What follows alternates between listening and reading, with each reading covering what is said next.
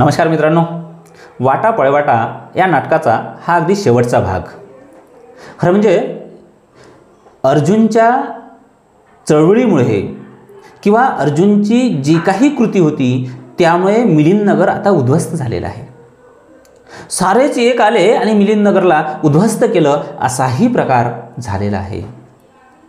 जळणारे जळले, मरणारे मेले, जेलमध्ये जाणारे गेले.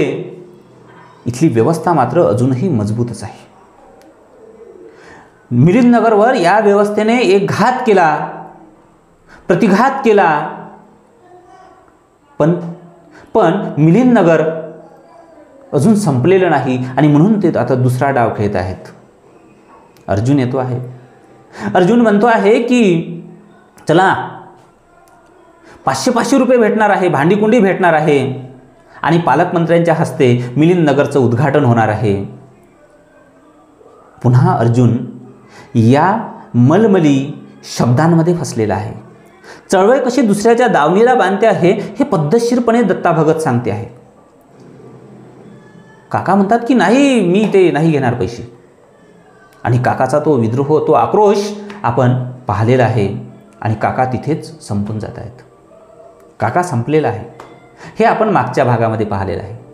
या भागामध्ये काय होतं की झालंय, मिलिंदनगरचं जे व्हायचं ते झालंय, ते उद्ध्वस्त झालंय.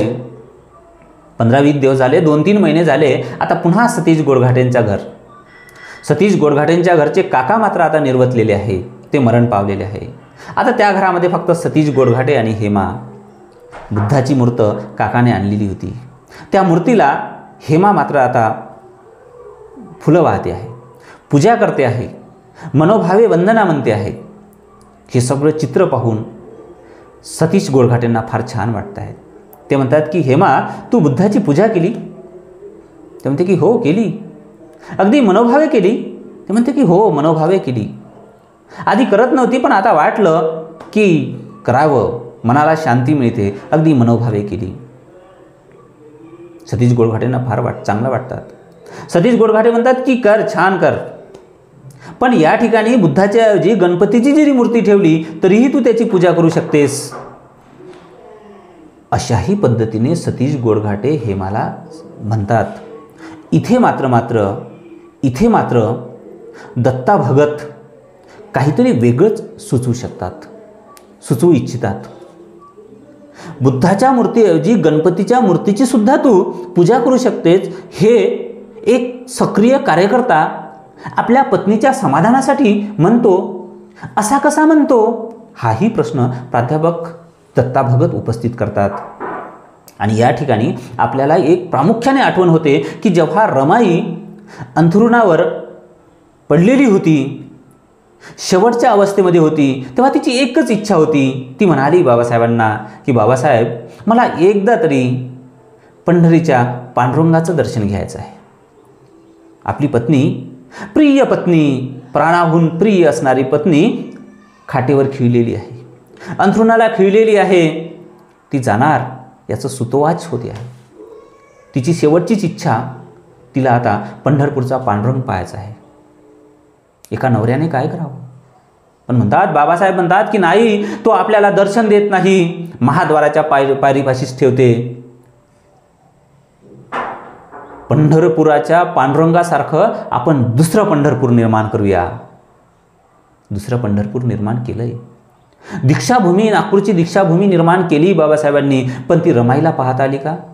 पण नाही. त्याही अवस्थेमध्ये बाबासाहेबांनी रमाईला पंढरपूरच्या पांडुरंगाचं दर्शन नाही घेऊ दिलं. ही तत्वनिष्ठता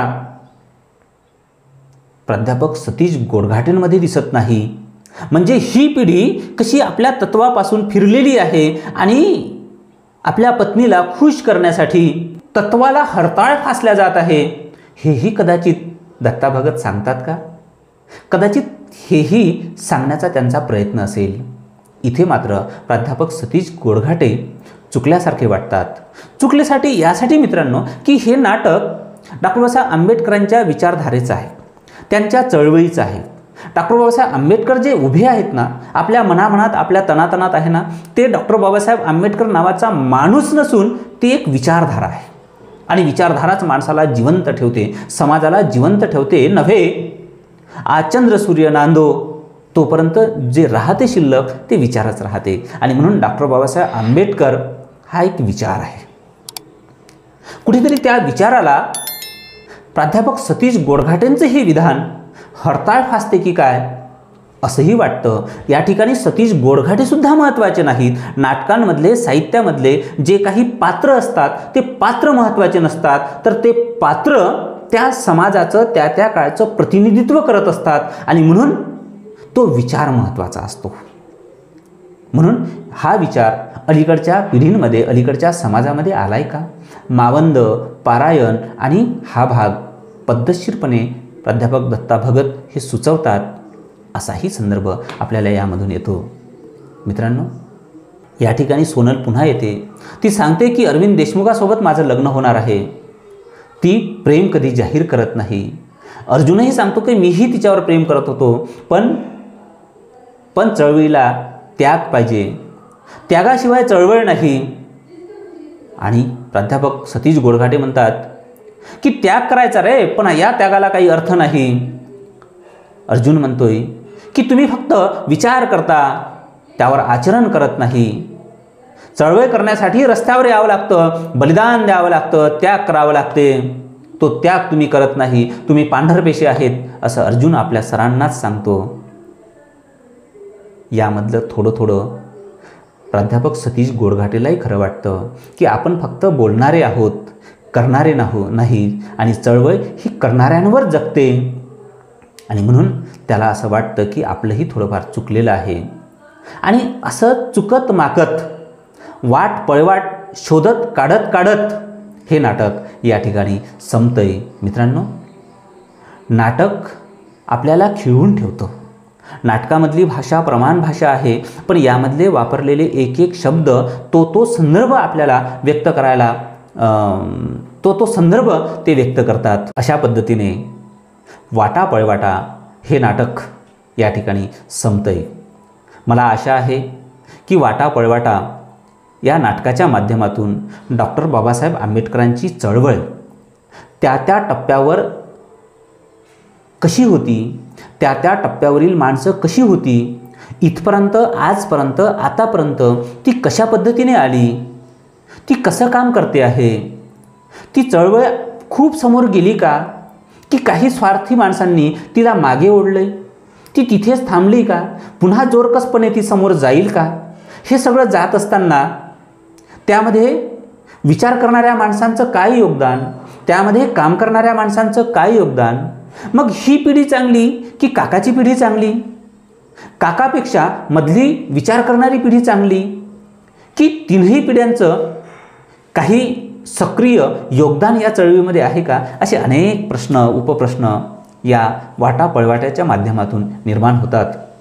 याच्यावरही आपण विचार करूया. आणि एक सुंदरसं छानसं नाटक आंबेडकरी चळवळीवर लिहिलेलं, आदरणीय दत्ता भगत यांनी लिहिलेलं अत्यंत सुंदर नाटक आपल्यासमोर मला प्रेझेंट करता आलं. जे चांगलं वाटलं ते घ्या मित्रांनो. धन्यवाद.